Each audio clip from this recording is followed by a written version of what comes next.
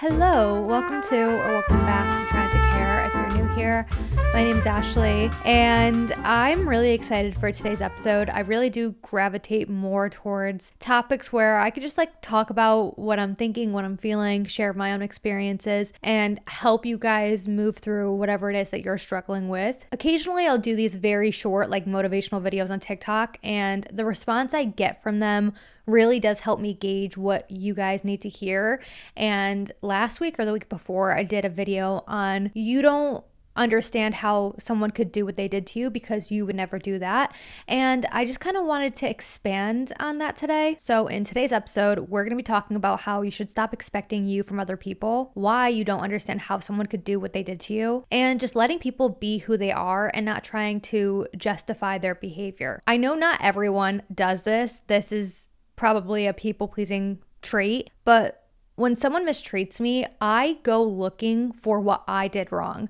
I think a lot of us think other people's behavior is a reflection of us. I try to justify the behavior because in my head, I'm like, well, I wouldn't randomly treat someone like that. I would have to have a reason. I know I wouldn't randomly cut off my friend. I wouldn't randomly talk badly about someone that I love. I wouldn't randomly post something mean about someone on the internet. So they must have a reason for why they're acting the way they are. There's no way that they just woke up one day and decided to dislike me or to end our friendship. I must have done something wrong. I think a lot of us have been conditioned to believe when conflict happens, in order to resolve it and in order for us to feel comfort, we need to apologize and own the situation even when it's not our situation to own. We need to apologize even when we didn't do anything wrong. We've been taught that if we want people to like us and if we want our friendships and relationships to continue,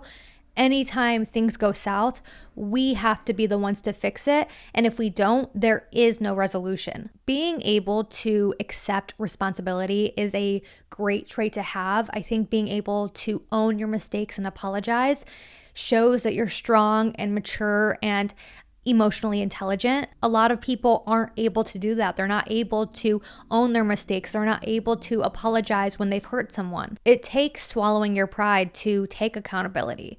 But you don't need to apologize when it's not your apology to give. You don't need to own the problem when you did not cause it. You don't need to clean up the mess that you did not make. When we accept responsibility for other people's wrongs, we step in the way of their consequences and their lesson that they're supposed to learn. Let's say that your friend does you so dirty and there's no justifying how they treated you, but you still try to because you want to understand them. You want to believe that they have a good reason for how they treated you. You want to believe that they didn't just treat you that way for no reason, that you did deserve it. They wouldn't have done this if you didn't deserve it. So you take accountability for that situation and you apologize and you're like, yeah, I did deserve that. You have every right to feel the way that you do and you have every right to treat me the way that you did. Even though that's not the truth. You didn't deserve for them to treat you that way and you did not need to apologize for how they treated you. But because you did go and apologize and you owned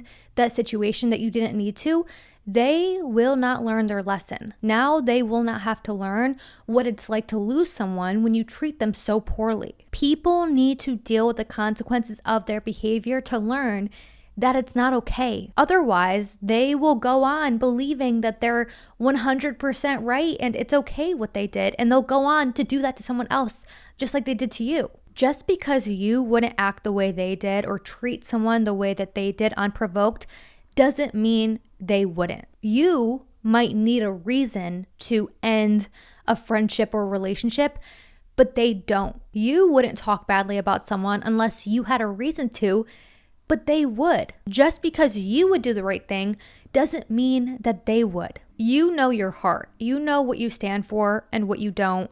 You know what's fair and what's right. You do your best to be kind and loyal and dependable, and that's great. It would be fantastic if everyone functioned that way. But the reality is they don't and they won't, and you can't expect them to. You can't expect the same rational thinking or behavior from everyone. Not only are some people not willing to do what's right or what's fair, they're also incapable of it. They aren't capable of giving others respect or honesty or doing what's morally right because they don't know how to. They don't know what that looks like. It goes back to stepping in the way of other people's consequences. If they have not learned how to be a good friend or a good partner or a good person because they always get what they want with no consequences, why do you expect them to be that for you? Why do you expect this person or these people to treat you the way that you treat them? You can't expect you from others. This episode is sponsored by ZocDoc. When was the last time that you actually went to a doctor? I don't know about you, but I will make any excuse to not go, even if I feel so ill or I think something's actually very wrong with me. I'll make any excuse not to go. I don't have the time. It'll go away on its own. I'm overthinking. I'm fine. And I make these excuses because I just hate the idea of making an appointment and going to the doctor. But I don't need to do that anymore because I have ZocDoc. ZocDoc is a free app and website where you can search and compare high quality in-network doctors and click to instantly book an appointment. You can find a doctor for anything you need: mental health, dental health, primary care, urgent care, and more. You can filter for doctors who take your insurance, are located nearby, are a good fit for any medical needs you may have, and are highly rated by verified patients. One thing that stops me from booking appointments at other doctors is having to wait months to be seen. But with ZocDoc, you can go on and see their actual appointment openings and choose a time slot that works for you. And also, you get seen so fast, sometimes the day of. I've been loving ZocDoc, and I think you will too. Stop putting off those doctor's appointments and go to ZocDoc.com/tryingnot to find and instantly book a top-rated doctor today. That's ZocDoc.com/tryingnot. ZocDoc.com/tryingnot. The reason that you're having such a hard time coping with the idea of how this person's treated you is because there is no closure. It took me a really long time to understand this, but sometimes the closure is the disrespect. No matter how hard you try to excuse this person's behavior or understand their behavior and replay it back in your head and think like, what could I have done wrong? What could I have said wrong? You still don't understand it. And the reason you don't understand it is because you would never treat that person the way they treated you. I have struggled in friendships and in relationships also in a way where I ride really hard for that person and it's just not returned. And it's not like I'm riding for them because I expect them to feel the way that I do or do everything the way that I do it. But it's like, well, why wouldn't you want to be a loyal friend to me? Why wouldn't you stand up for me if people were talking badly about me? And what happens is I go up to bat for them and I burn bridges for them, and then they go and do the total opposite. I just don't want to ever upset the people in my life and make them think that I'm okay with other people treating them like shit, because I'm never going to tell the people in my life that they can't speak to someone, but I'm not going to sit here and pretend that it wouldn't suck and I wouldn't feel betrayed to see one of my best friends hanging out with my ex or hanging out with someone who has hurt me really deeply. Like, I'm never going to say you can't do that, but I would feel some type of way. When people in your life do things like that to you, it hurts because you're so concerned with their feelings. You don't want to hurt their feelings. You don't want them second guessing themselves or second guessing their value. You don't want them questioning your loyalty or your friendship. So when they go off and do things like that to you, you're like, well, were you even thinking about me? Like, were you concerned with how I feel? I would never sit at a table that you were not welcomed at. And I would never sit at a table that you were the topic of discussion in a negative way. So why are you so comfortable sitting at a table full of people who are rooting against me? You cannot fathom the idea of being comfortable around people who openly disrespect someone that you love, because you would never do that. So you're like, how could they? How could they be so comfortable being a part of something that they know hurts me directly? Or like when I see people post story times on social media about someone that they were friends with or in a relationship with, and it's clear that the intent of posting that video is to drag that person's character and make people dislike them. Obviously, it's different if that person's talking about abuse, essay, something harmful. I think that's much different than just gossiping and posting tea about someone online. I just can't wrap my head around posting like an exposing piece on someone that was once an important part of your life, because you're sitting here being like, this person hurt me so bad. And it's like, well, if you actually cared about this person, you wouldn't be able to do what you're doing right now. For me, if you were an important person in my life at one point and things just didn't work out, no real harm was done, I'm always going to hold space for you, just not in the same way that I did. If the feelings I had for you were real and I cared about you so deeply, that doesn't just go away because our connection does. So I'm never going to want to wish harm on you or inflict harm on you online just because you're not in my life now. So when I see these people making hit pieces and 7-part series, I'm like, how could you? Like, how could you sit there and be like, this person that I loved so much hurt me so badly? And it's like, well, clearly you didn't love them that much if you can sit here right now knowing the harm that you're causing, knowing that you're sending hundreds of thousands of people to bully them, knowing that they probably are at home having an anxiety attack because of what you're doing right now. How are you so okay knowing the distress you're putting this person through? I just will never understand it, I guess, because I could never do that. You're trying to reason with how someone could do something that you would never do to them. You're replaying it in your head. You're trying to put yourself in their shoes. You're trying to see it through their lens, but you can't because you see the world very differently. You're looking at what happened with empathy. You're looking at it in a way where you could take accountability. They cannot do that. That's just not how they function. They're not you. No matter how hard you try to understand their point of view, you're not going to get it because you see things differently. When there's conflict, especially with someone that I'm close to, I want to deal with it head on. Cut the bullshit, cut the excuses.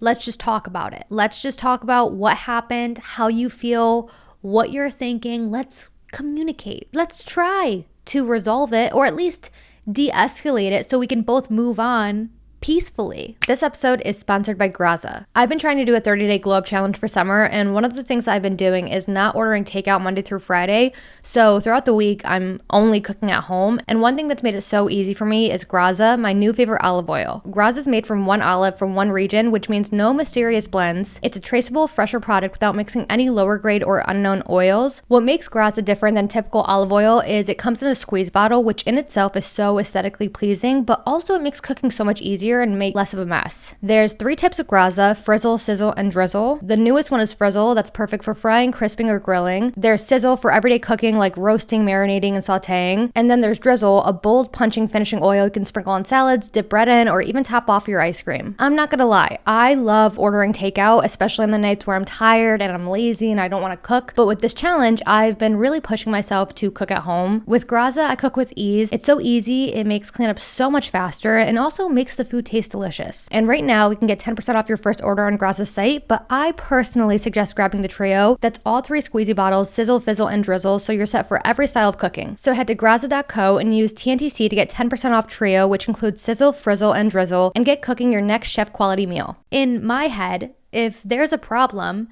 the logical thing to do is to communicate the problem and try to work through it. If I had hurt someone, if I did something wrong, I know that I would go out of my way to try to fix the problem and talk to them and see how they feel. So naturally, I expect the same, but you can't expect you from others. Unfortunately, not everyone's capable of communication. Not everyone's capable of having a mature conversation where we work through it and try to come to a resolution.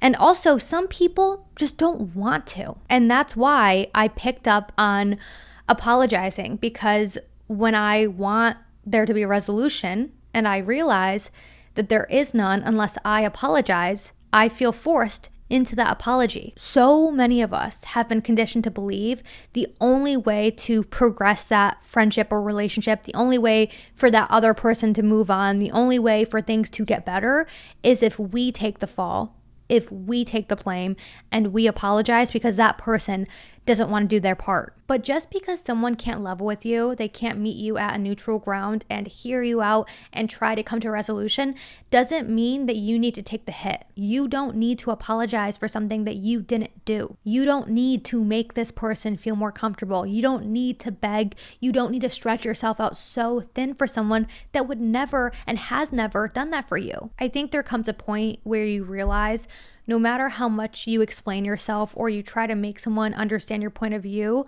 you can't reason with unreasonable. You can lay out exactly what you think, how you feel. You can dumb it down to a first grade level. But if someone is committed to misunderstanding you, they will never get it because they're choosing not to. The information is right there in front of them and they're choosing to ignore it for their own gain. It doesn't matter how good of a person you are if someone is committed to painting you in a bad light. It doesn't matter how hard you try to make someone like you. If they're committed to disliking you, nothing you do will ever be good enough. There are so many reasons why people lack accountability. For example, some people lack accountability because they lack self-awareness. They're literally unaware of how their actions affect other people. So when someone's upset with them, they're stunned. They can't believe the accusations. They can't believe someone feels the way they do because they literally are unaware of how they're making other people feel. They genuinely are unaware of the damage that they are causing. Other times people lack accountability because there is guilt and shame associated with it. It's hard to admit when you're wrong. It's hard to apologize because apologizing means acknowledging that you did something wrong. But other times people lack accountability because they are just assholes. Instead of apologizing and trying to make things better, they will make things worse and make you the villain. Taking accountability would shine a light on what they did wrong, which could potentially hurt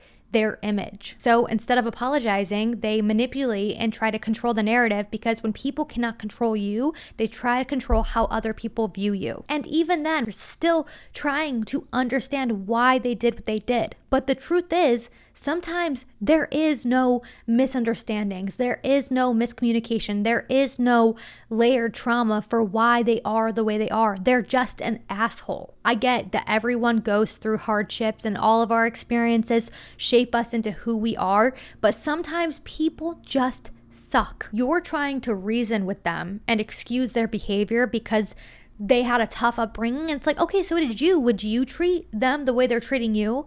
No. So stop excusing their behavior. Stop romanticizing them. The way they treated you was not cute. It was not quirky. It's not cutesy that one day they treat you like shit and the next they're kissing your ass. And I've been there. I've dated guys who treated me so horribly and I still sat there and romanticized them and felt bad for them and treated them like people are treating Joe Goldberg right now, acting like he's some troubled soul that needs saving. No, he's a serial killer, babe. Let go of this idea that you've built of them in your head. I know you want to see the good in other people. I know you want to believe that other people have the same heart that you do, but they don't. Accepting the truth of who they are is going to help you heal and help you move on. When someone shows you who they are, believe them. Don't try to rationalize with them.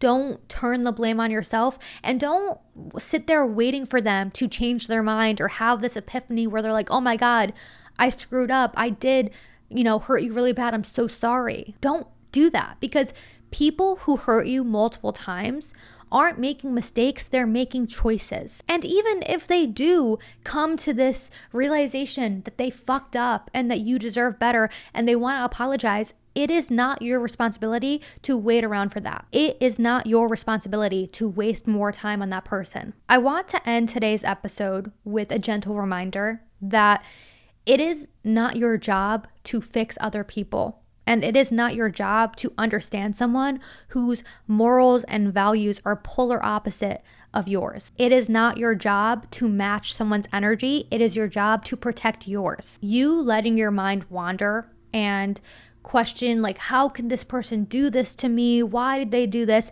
Is just going to make you feel insane. You're never going to understand it because you would never do it. The way that you protect your energy and you heal and you move on is by seeing people for who they are, what they do, and what they want, and accepting it, even if it's ugly, even if it's the total opposite of who you thought they were. Stop expecting you from other people and accept they could never be you. And that's not your problem. That is where I'm going to end today's episode. I hope that you loved it. If you did, make sure to give Try Not to Care a 5-star review on Spotify. It really helps me out, really boosts the podcast. And I would appreciate it. If you're watching on YouTube, make sure to like, make sure to subscribe, and of course, share the podcast if you love it and you want your friends to watch and listen to. All my socials are in the show notes, the description. Follow me on Instagram, follow me on TikTok, follow me on YouTube. You know where to find me. All right, well,